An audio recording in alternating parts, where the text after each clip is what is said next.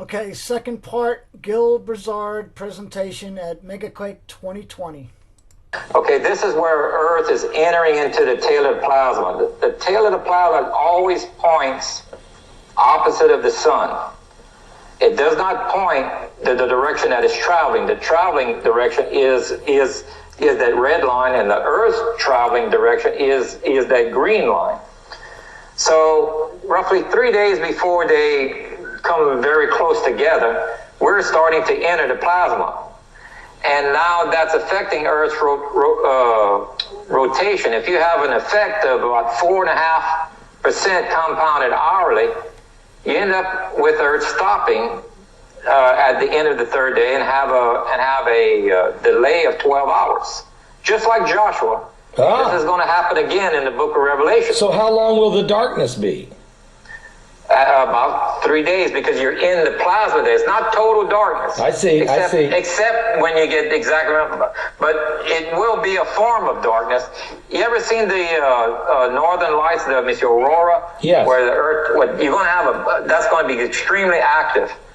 And then right now it's getting out of the plasma. Now it's running into the debris that's following on that red line behind the comet. Yes. And that's the first meteor shower. I see. The second one is 150 to 152 days later.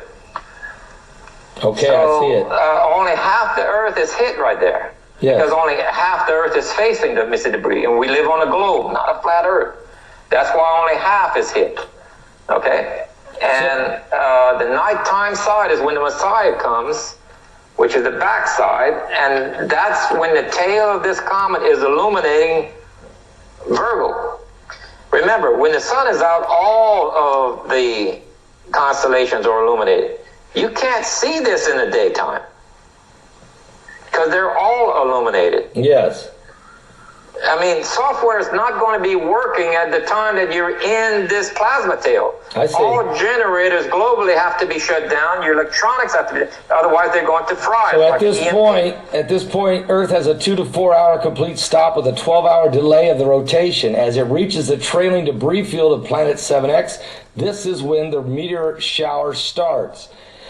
So we're going to... Right. Our forward speed of Earth is going to be delayed by 12 hours. Okay, 2 to 4 hours.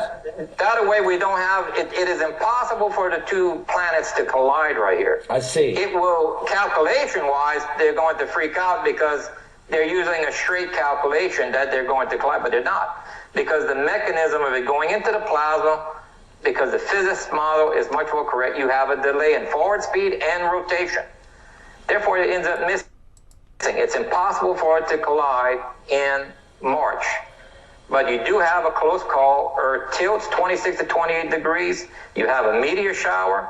The rotation of Earth stops. That means the water around the bulge of the equator will separate, and it'll move to the north and south pole. You have major flooding in the northern regions of the Earth, like northern Europe. Most of Canada would be underwater. Most of Russia would be underwater. What about the United States?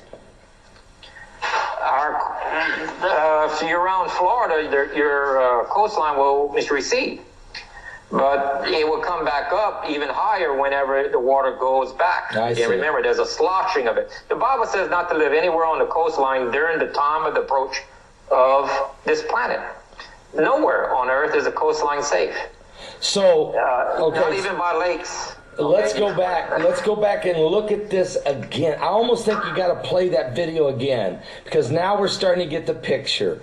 What you're saying, Gill, you mentioned March. What year are you talking about? 2021, maybe? You don't have a crystal ball, but is that what you're thinking here? It's giving me great concern, but the software confirms the moon is at the foot of Virgo. This is a rare event. Okay, we're watching. Here we are. We're watching the video again. We see the blue. We see where Earth is. As it just now, there's the moon, just hitting the blue flame of planet 7X. Tell us what we're seeing. Keep us going. Here it goes, the next frame. 7X, electromagnetic plasma sheet, the inner blue. 7X, electromagnetic lobe region, the inner yellow. Take it from there. whenever it gets to the center lobe, that's where the massive effects happen to Earth. The outer lobe is a minor effect, and all of this comes together where Earth will lose 12 hours of its rotational delay, and about 2 to 3 hours. What is the minor effect? What do you call a minor effect? Fire fall from heaven? No, there's no meteor shower during this. This is you have something like a fire in heaven, that's what they call the northern lights. Yeah. Remember the Monsieur Aurora Borealis? Then there's another term for the southern. Okay, now it says the effects will cause a compound rate of loss of 4.15% to 5% each hour. The first hour we're going to lose 2 minutes and 49 seconds. The second hour we're going to decrease by 4 minutes and 98, etc. Okay, so we start. Is this time? Are we losing? Are we slowing down? Yes, it's just like a dimmer switch. You know how you move it and there's less and less light? Well, there's less and less speed of Earth's rotation. Okay. It's not like slamming on the brakes like so many people. Earth can't stop. If you stop the Earth, then you'd have tidal waves. The oceans would empty out onto the continents. Right. Well, that's not the way the model worked. It was gradual. It's gradual. So that's but still, that gradual effect is catastrophic. I mean, it could be cataclysmic. Am I correct? That's why if you add up the Bible, remember, seal 4, a quarter of the world population dies of this war and pandemic disease and famine. You have all three of those going on. 1/4. That was from this March to this next March. You're looking at about a quarter of the world population dying. Then if you add all the other percentages, you're looking at 90% of the world population dying. We can talk about the Mayans. The Mayans, just the drought. When they were there, they lost 90% of their population on the Mayans. All right, let's talk about the Mayans. Let's talk about it. And how long a period was that wiped out 90% of the Mayan population? Well, this thing normally gives us about a 7-year period of problems with weather, crops, and food production. Remember, when a volcano is going off, it creates ash. You can't grow your crops. If the earthquakes are ripping the ground apart, you can't make crops. If you have a plague of locusts that are eating the crops, you can't. We got them. It goes on and on and on. There's going to be a shortage of food. It's already started, but it's going to be much more severe as this thing gets closer here. I mean, folks, if you think for a minute, we got the worst locust plague right now that we've had probably maybe since Egypt, okay, since the biblical plague. I mean, it's 20 times more than anything we've seen.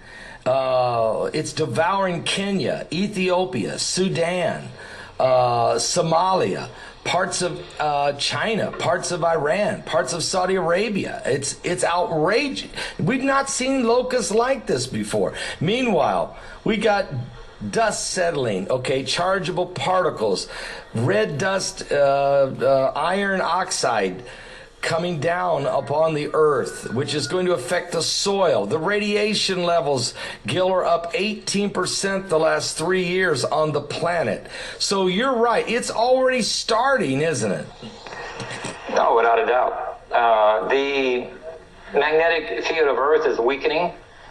We have the wobble of Earth that's much more severe in the direction that it's coming from, which is south of the universe, because it's being pulled slightly because of the magnetic field. Our magnetic field itself is changing. It's moving at 12 times its normal rate, and it's right next to our geographic north.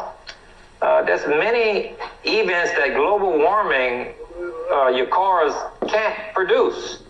This is something that's pertaining to planets, pertaining to our entire solar system. All of the planets are warming up.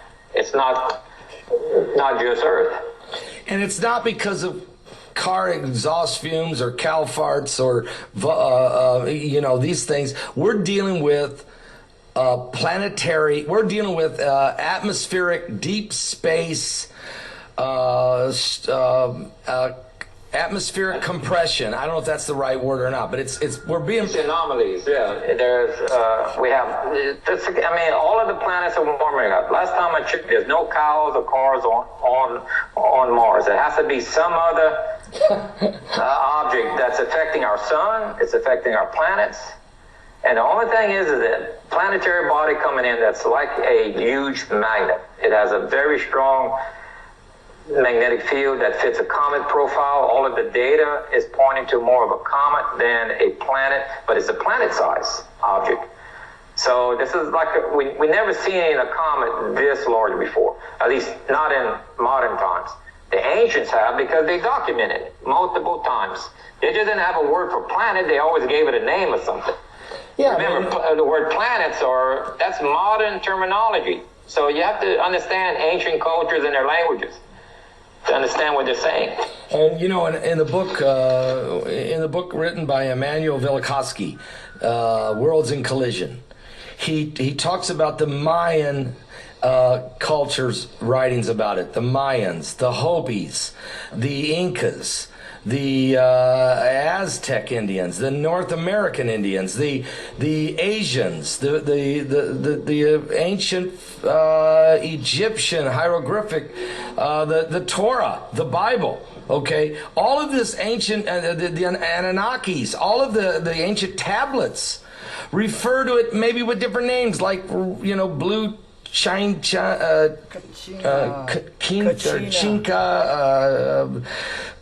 Nibiru, all these different terminology. But to your point, they gave it different names, but we're still dealing with the same basic thing.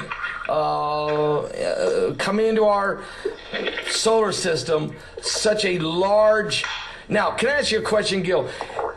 This 3 days of darkness... Your thoughts are it's kind of the slowing down of putting the brakes on the Earth's spin, which then delays the light in one half of the world longer, but the darkness on another.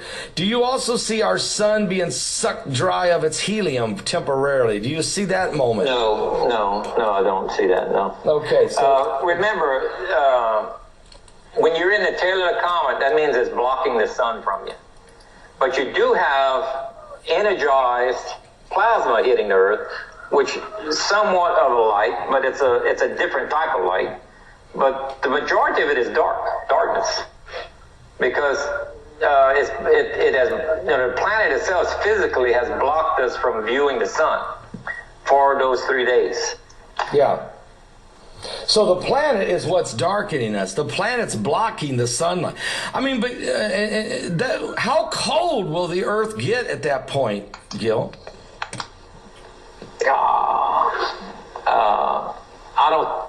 I'm not sure. I really don't have the answer to that. Well, it's got to get cold. I mean, you couldn't block the sun. I mean, look, I'm in Idaho.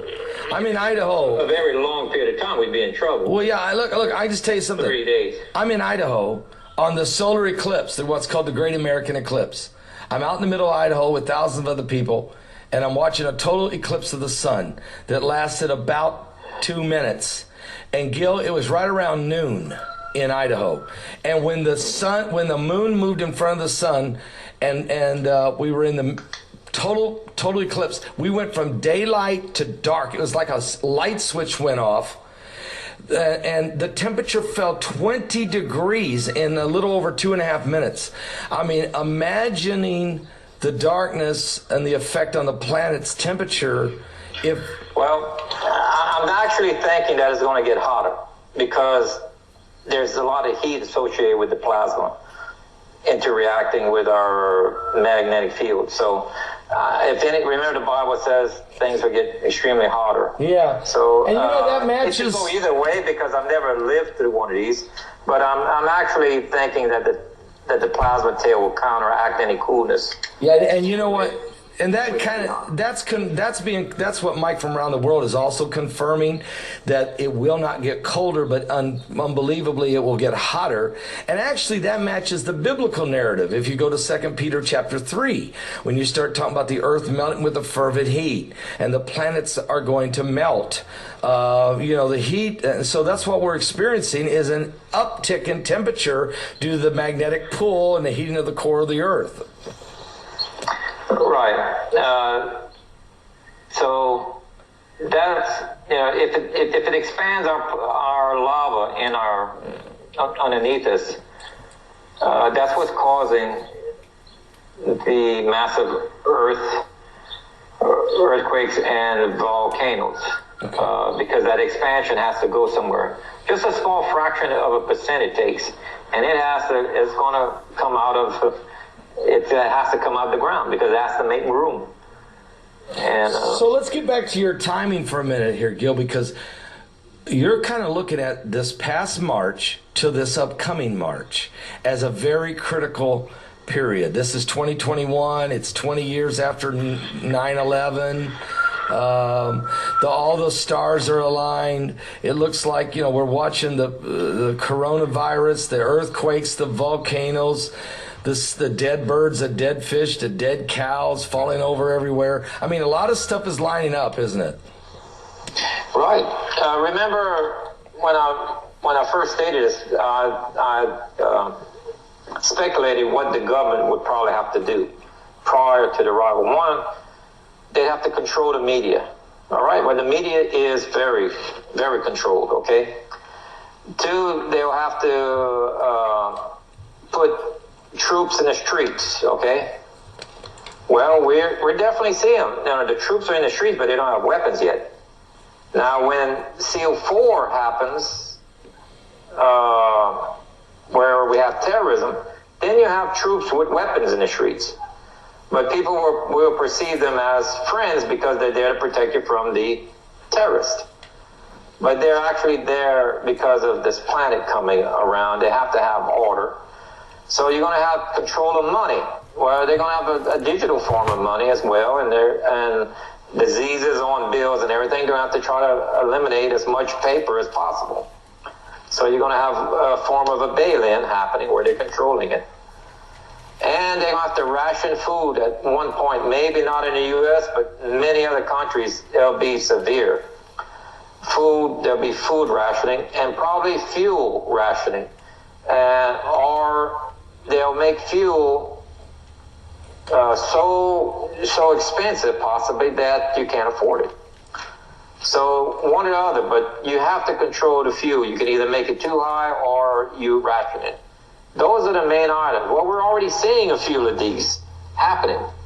And if we see SEAL 4 happening, then guess what? Then I would say 2021 is a definite, it would be a 99% possibility if we see SEAL 3 and 4 happening. And so, if this is true, then Paul, then we need to be in Jerusalem for Sukkot coming up, which is October 1st. Remember, before October 1st, because that's when the flu season starts. And that's when you have to go into 14-day quarantine if you go beyond that. So, are you talking this year? You need the people, the folks need to be in Jerusalem before? Yep. You have to stay there from Sukkot all the way to Passover because you're not going to be able to get there during Passover because the flu season is too bad. Remember what we went through this last year? They shut down. Nobody could get into Israel. Okay, we're going to look right now at a graph you have, which is a model after 2018-19 flu season data. Let's look at your graph here, Gill. All right. And you're showing that there was a spike big time right in the middle of the winter, leading into Passover and unleavened bread. And so the flu season, which your point is, we're right now in the middle of a coronavirus pandemic, which is worse than the flu season. I mean, which could very well be bad again. We're already hearing. I mean, I just saw today that we got 61,000 people dead in the United States from coronavirus, and anticipating now that we'll hit 100,000 by the end of August, and then a second wave is coming. So you're saying, by looking at your spike, if you're going to go to Jerusalem and be there by next March, you may need to leave and head to Jerusalem in October. Are you planning on doing that? Yeah. Well, I mean, if we see CO4 happen, yes, I'm planning. Matter of fact, I'm starting to get my camping supplies now and everything, because Sukkot means temporary shelters. Remember, you won't be able to live. The buildings over there they're in stone blocks. The whole world is going to be shaking. Okay, so most structures are not going to be safe. The safest place to be is in a tent structure, because if a tent collapses on you, it doesn't hurt you. Yeah. Okay, so that's what. There's practical reasons why the Father's feast are there. It gets you the right place at the right time, but it also teaches you how to prepare. Sukkot teaches you how to live in a temporary shelter. In a modern time, that would be most likely more like a tent structure. So having a cot, sleeping bag, proper utensils to work out of a tent is different than working out of your home. You have to practice that. And so these are not vain religious acts. They are actual practical things that the Father gave us to get us prepared for this time period. Now it's going to be no longer a practice run. It's going to be the real thing. And that's why it's there for. So it's very possible, if timing is correct, that March of 2021, according to Gill Broussards, folks, it's very possible. He's not saying it's 100%. He doesn't have a crystal ball, but just watching the events that are unfolding and keeping a close eye on everything, it's possible that Planet X will scrape past our solar system in the Passover of 2021. And I can tell you, the little green file that Heidi's presentation, we've already talked about a debris field, what they call a Jupiter collision, Gill, that is going to happen. It's on the little green file by the 4 NASA scientists who left this file out for some of us to have, and is that they're anticipating Passover, March 28th, 2021, that there will be a debris field, deep impacts into Jupiter. Now, they don't say what happens to the Earth. I want to make a note here at this point where Begley just said it, and I'm going to let him repeat it. A debris field, what they call a Jupiter collision, Gill, that is going to happen. It's on the little green file by the 4 NASA scientists who left this file out for some of us to have, and is that they're anticipating Passover, March 28th, 2021, that there will be a debris field, deep impacts into Jupiter. Now, they don't say what happens to the Earth. They're just talking about a debris field from Planet X hitting Jupiter. This is an outright miss. It's a false truth, brothers and sisters. Now, I have to take you to this exact area where I can prove by the man that received this file, this green file. I must take you to this video, and you must listen to this on a show with Pastor Paul Begley at posted on June 1st, 2019, which is quite some time ago. I'm going to play you what the truth is. On here, very important, and he wanted to be sure it got out, but he wanted to remain anonymous. Tell us a little bit about this date and this Jupiter collision. What are we talking about? Well, it's interesting, Pastor Paul, because last week when we were on the broadcast, you were asking about dates, and of course, I'm thinking to myself, okay, which way do we go? We knew we're close to the end of the broadcast, so it's like, which direction should I go? Because there's 2 dates that we're looking at. And it's not to say that one specific date creates a specific event, but we know it's over a time period, as the planet is moving through our solar system. But according to the memory stick here, and the gentleman that wrote this, he has written in there estimated dates. Now he's using two different astronomers. It's called a cloaking technique, a laser cloaking technique that they use to be able to track planets. And it's something to do with this mathematical formula that he has taken to try to determine the path of the binary system known as Planet X, Nibiru, and as it comes through. Now, as it's passing through the solar system and coming around the backside of the sun, something in his notes he puts in there that there is a collision with Jupiter. Is he meaning that this planet collides, or that some debris hits it, or what's he talking about? Thus far, in all the information that I've looked at on this, and I can't even begin to go through it as of yet. Every time I open the file, it seems like there's another page that I didn't see before. But he just has it as a notation, collision Jupiter, with a hyphen between the two words, and then he puts debris will strike the Earth starting on March the 28th of 2021. Now, he always puts EST in there for S. All right, did you get that? Debris will strike the Earth, not debris or a collision with Jupiter on the 28th of March 2021, but a debris field hitting Earth. Estimated, so he's estimating the dates. When I spoke with him privately, one of the things that he said to me that I thought was interesting, because I wanted to know, I asked him specifically, do we know a date of when this binary system is going to come past the Earth that's going to cause these catastrophes? And he told me he said, as far as in his calculation, he had two sources that he needed. He named those sources. I don't recall what they are. But there was a third source he needed to pinpoint with exact accuracy the date. So I think because he's missing that formula, he's putting the estimated, and he's using this cloaking device system that was used by two astronomers to track it under that formula, from what I gather, and it puts this March 28, 21 first hitting the planet Jupiter. Well, it hits Jupiter sometime before that, because it's the debris itself. We're talking about a meteorite shower on the Earth. We're talking about rocks, debris, and everything that's going to start hitting our Earth. So, in other words, because the heavens are shaking, and Jesus said that... Well, you got it already. He basically says right at that point that it's going to hit Jupiter, Bailey says, and then Stephen Ben-Danoon says, no, it's actually going to hit Earth.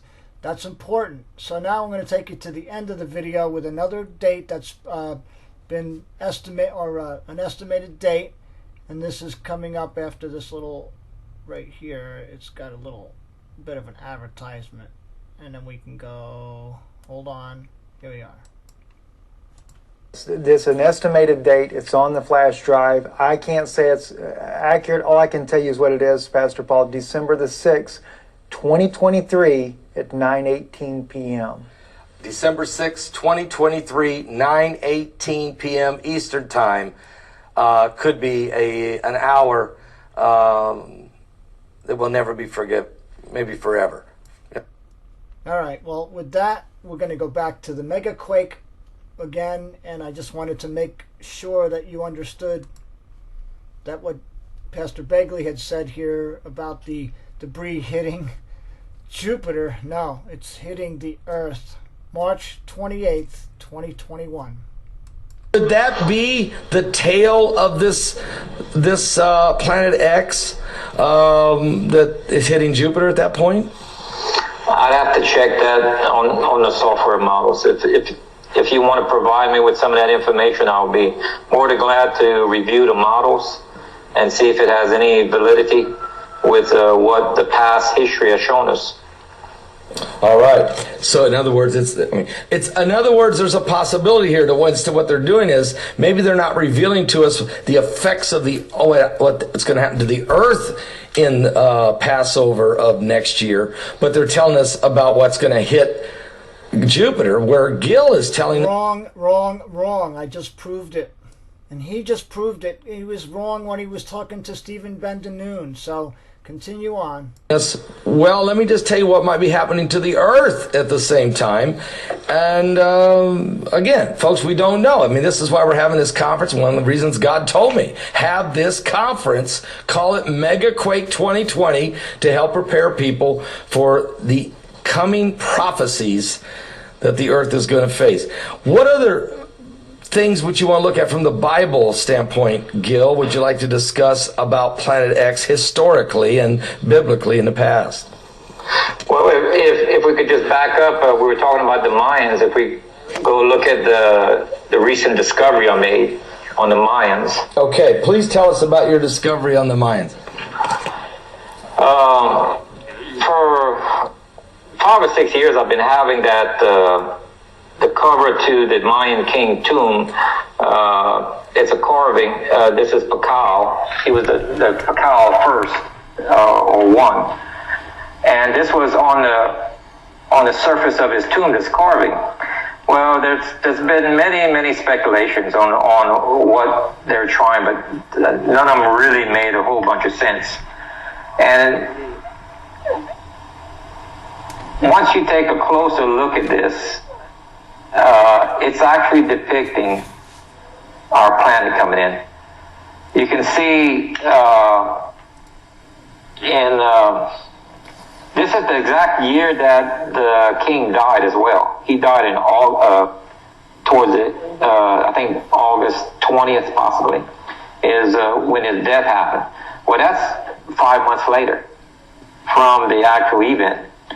So you can see these red dots in the picture that I placed. I colored this to where it's easier to distinguish it. Yes. That's a meteor. That's a meteor shower he's depicting there. Okay. It shows the sun and it shows the moon. It shows the Milky Way at the top. Then the little green objects are planets. And the purple objects are constellations. And we have one that's below the Messiah horizon, which is Saturn. And we can go back and look at the year that he died, which is in 683, and go back to March. On March 28th, we have an exact match to this object, this plaque that was on this one.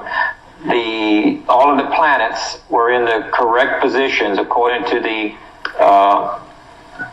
constellations. The sun and moon are there. Saturn is below the Messiah horizon. This is the and you have the approach of Planet X coming in the early morning. It's Planet X. So right there. This is incredible. I'm sitting there, Brock, keep that screen up there. I mean, we're looking at this screen, we're looking at this, and it's just incredible that in that year, that is where everything would have been, as far as the stars and the planets and the comet he was 80 years old right there. He was his age was 80. He died in August 20th, I believe it is. It says. And what year was that again? 600 and what? 683. You can tell that. Okay, he's sitting on his throne. He's looking up at the sky. Yeah. In horror, kind of. He doesn't like what he's seeing. It's either a meteor shower started, or the planet appeared, whichever way you want it, whatever happened to him at the time. But either he succumbed to his injuries or he got caught in a second meteor. I don't know which one it is. But it's associated with his death because that's why it's on his tomb. You know, you think of the Bible, Jesus said in Luke 21 when he said, "For there shall be signs in the sun, the moon, the stars, distress of nations with perplexity. The sea, the waves will be roaring, and men's hearts will fail them for fear, for looking after those things coming upon the earth, for the powers of heaven shall be shaken. And then shall they see the Son of Man, of course, coming with the clouds with power and great glory. And when these things begin to come to pass, he said, look up, lift up your head, your redemption draws nigh. But men will die of fear for what they see coming upon the earth. And this is like a precursor.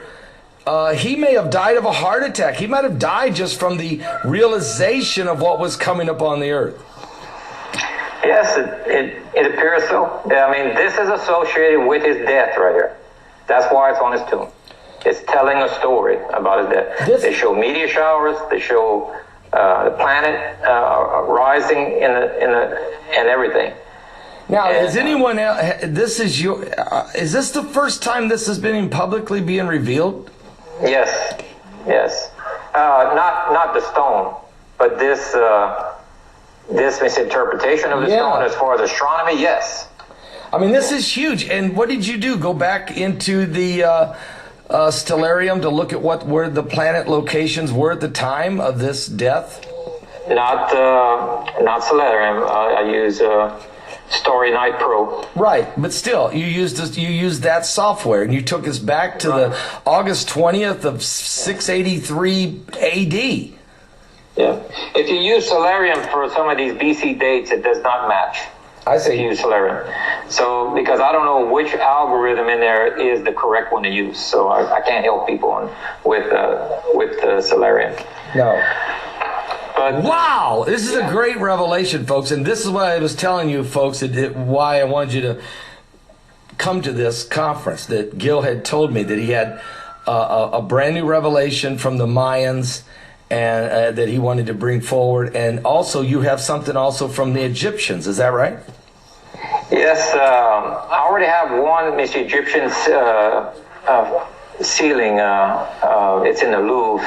It's let me see if I can find it. That was Job event. It's a circular disc. Well, we got from that same temple complex. There's another drawing on the walls, on the ceilings, and it's pertaining. The date lines up with the Tower of Babel. At least that's what I'm assuming it is, because the Egyptians wasn't aware of the Tower of Babel. I'm just trying to line up the dates. We have this ceiling that you can look at. If your gentleman can pull up page 17. On the document that I sent him. Yes.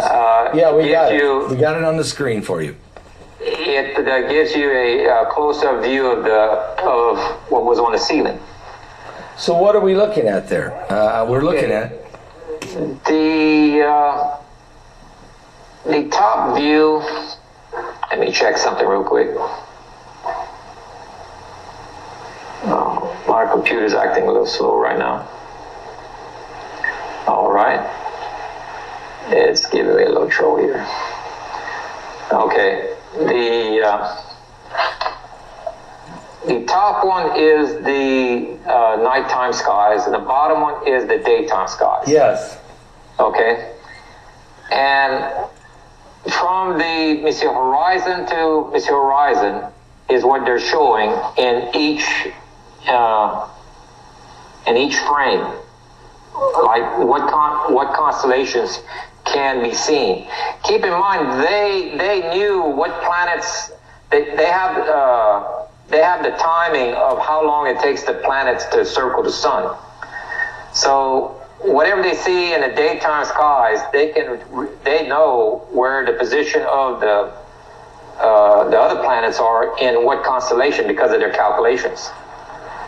So they're giving you all the information of all of the planets, where they were, that was visual, which you can only see up to Saturn.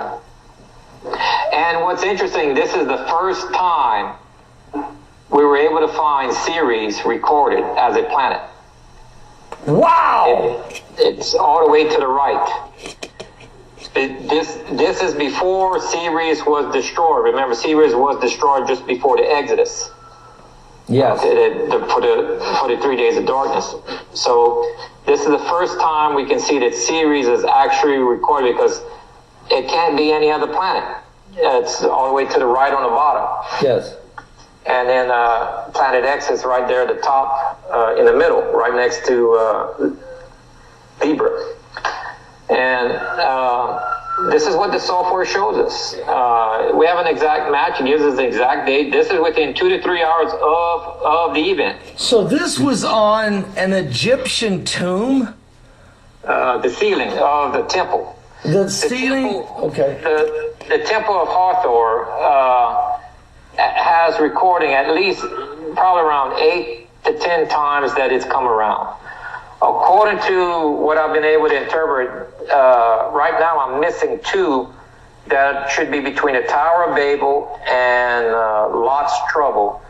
According to what I saw on the wall, it's kind of early yet, but we should have 8 events, and I only have 6 at the moment, so I'm looking for 2 more. I'm trying to find the other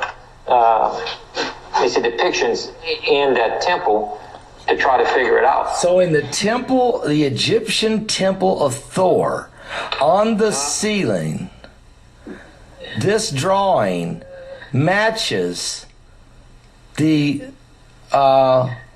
constellational alignments for the event of during the time of Planet X. And I mean, that is is anybody ever even put that together before now?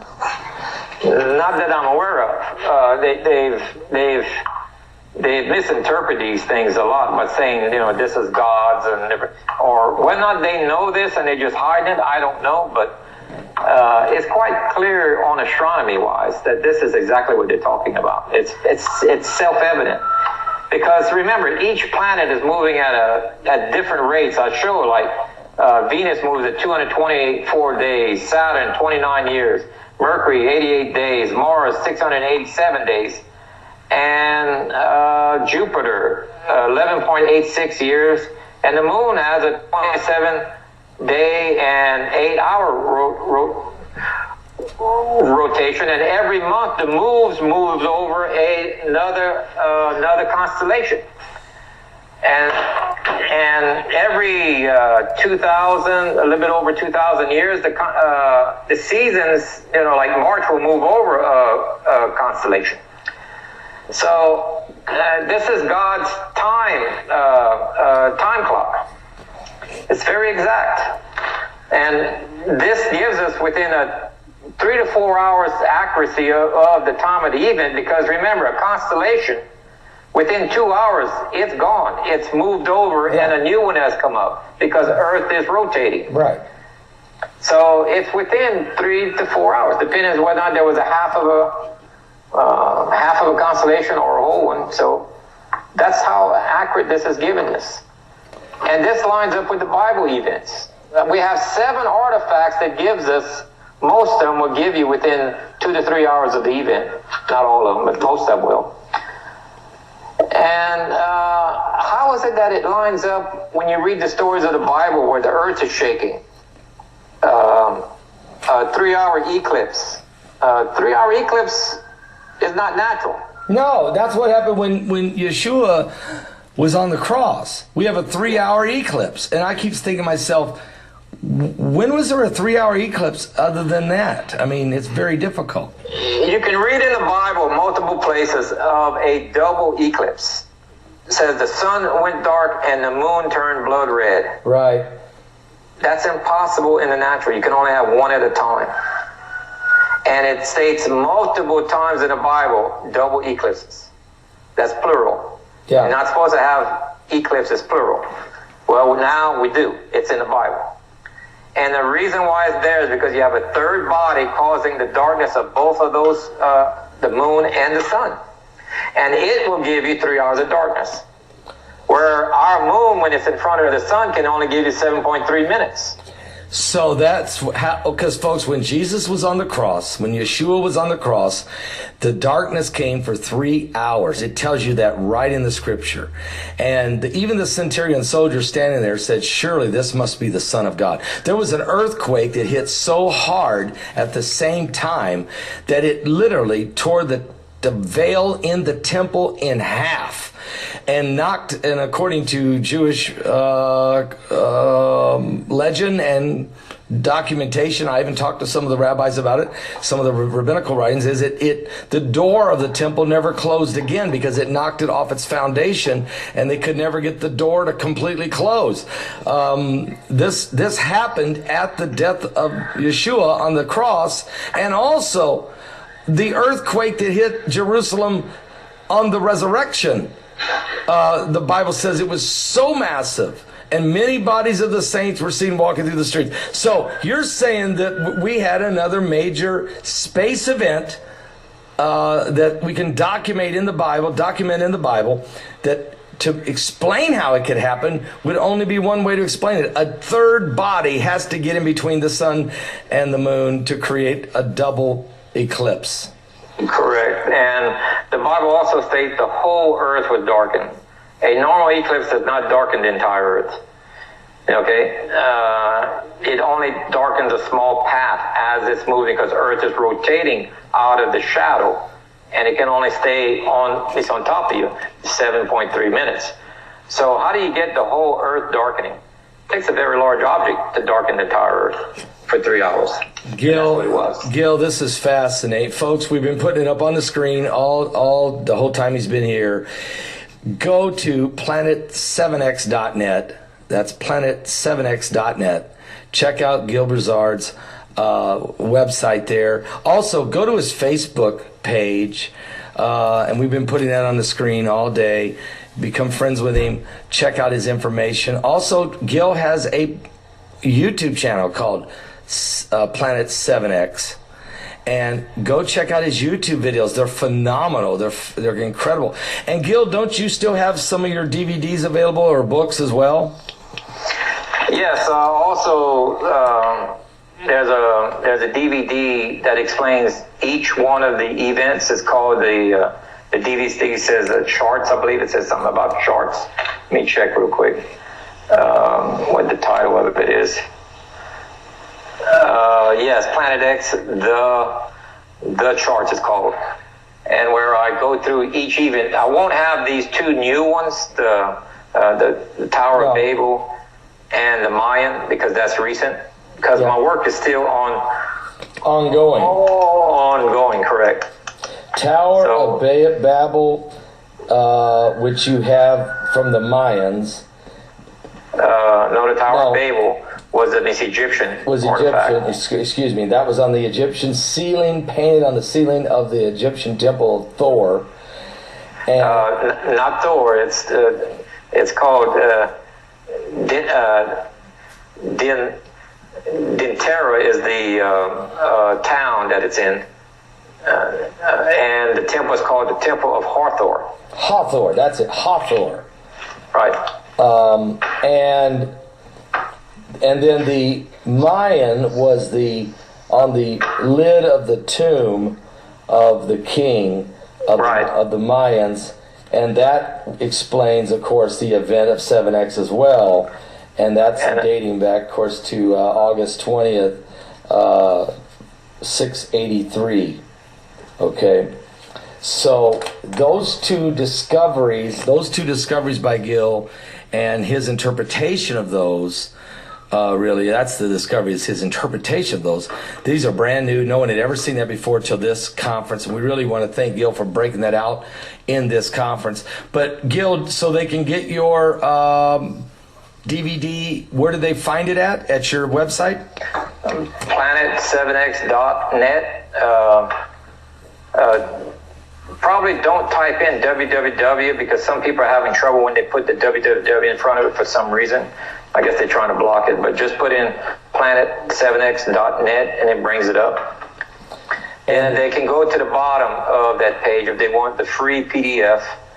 Now, it'll give me another 2 weeks before I can update the PDF, but you can download it as it is right now. And in 2 weeks, I'll make an update to it, adding these new findings that I found. This is Gil, this is an incredible presentation today. I mean, this outdid anything I thought you was going to bring forward. You're always amazing, but believe me, this was phenomenal. And of course, you couldn't see all the presentation going up on the screen that Brock was doing, but it went beautiful. And the people, I guarantee you, who have watched this today are saying, thank you for bringing Gill Broussard into this conference. So, Gill, I want to thank you. I really want to thank you for being a part of this. It's been great. You're welcome. Great information. And it's always a pleasure to be on your show, Paul. Like I said, to inform the people is going to help them understand how this relates to our text. Remember, the book of Revelation was written over 2,000 years ago. And it's very prevalent today because we're in it. And they have scientific information. There's no way they could have guessed this. It's impossible to know the exact day and exact hour of the first taking away, not the second. First taking away says, my people will know. The second taking away, it's a surprise, okay? Like a thief in the night, whatever.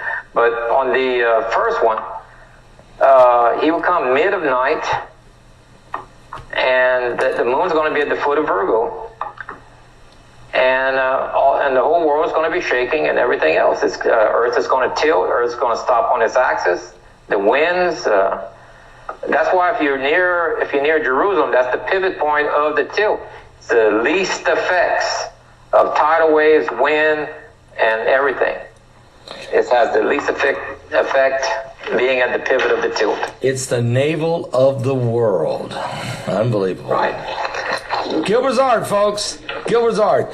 Thank you, Gill, so much. And folks, thank you all for being a part of this Mega Quake webinar. I know you're enjoying it. And this is Gill Broussard's presentation. Now, enjoy the... There we have it. That's the end of the Mega Quake presentation by Gill Broussard. God bless you all, and we should be out of here well before March the 21st. That's for sure. March 28th, 2021. That's for sure. All right.